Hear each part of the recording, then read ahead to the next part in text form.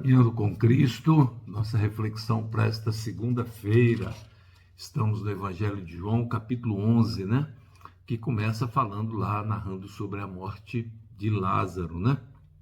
Era uma pessoa muito querida e ele morreu e Marta, então, chorou muito, né? E disse, né? Senhor, se tu estivesse aqui, meu irmão não teria morrido. Mas agora sei, tudo quanto pedirdes a Deus, Deus te concederá. Disse-lhe Jesus, teu irmão há de ressuscitar. E aí disse no versículo 25, eu sou a ressurreição e a vida. Quem crê em mim, ainda que esteja morto, ele viverá. E todo aquele que vive e crê em mim, nunca morrerá. Crê tu isto? Perguntando, né? Depois tem um episódio que Jesus chorou e Lázaro então é trazido à vida, né? Disse Jesus, tirai a pedra.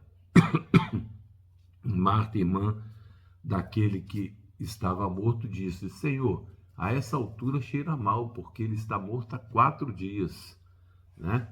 Mas Jesus mandou tirar, mandou ele levantar e depois mandou desatar e deixar-o ir, né?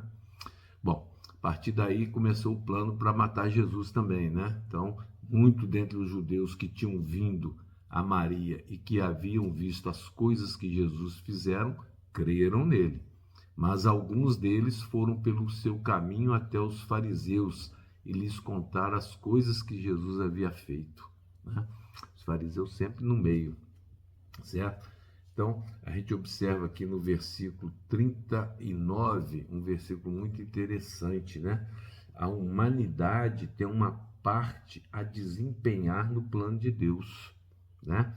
Versículo 19 diz, tirai a pedra, né? Então, essa parte ficou com a humanidade, né? Cristo podia ter ordenado a pedra que se deslocasse, né? A pedra que estava tampando lá o túmulo de Lázaro, mas ele deixou para a humanidade fazer, né? Por si mesmo ele podia ter feito isso e ela lhe teria certamente obedecido, né, a sua voz. Poderia ter mandado os anjos que lhe achavam ao lado que fizessem isso. Ao seu mando, mãos invisíveis teriam removido a pedra, mas ela devia ser retirada por mãos humanas. Assim ele queria, né, Cristo, mostrar que a humanidade tem de cooperar com a divindade. Nós devemos cooperar com a divindade.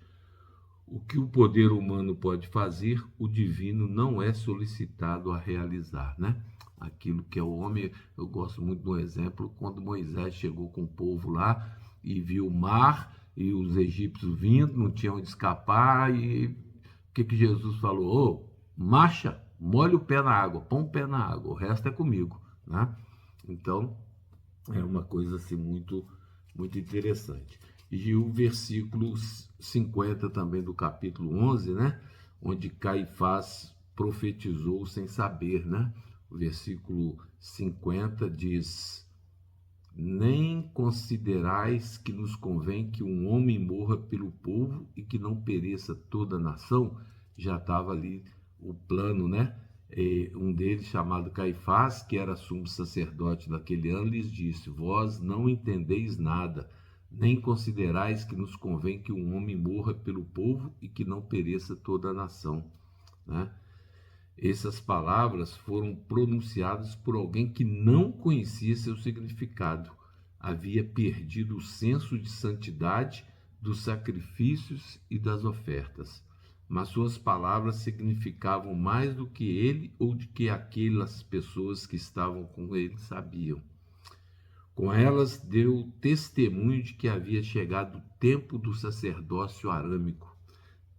Esse tempo já estava na hora de cessar, né? Ele estava condenando aquele que havia sido prefigurado em cada sacrifício oferecido, o único cuja morte poria um fim à necessidade de símbolos e sombras. Ali ia acabar todo simbolismo, sacrifício lá no santuário, ia acabar isso tudo, né? Tá certo?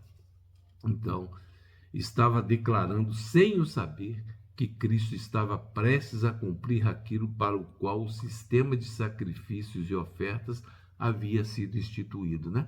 Que é a morte do Cordeiro, né? Então Jesus é o Cordeiro de Deus que veio tirar o pecado do mundo. Daí então, depois da morte de Jesus, nós vamos ver isso mais à frente, né?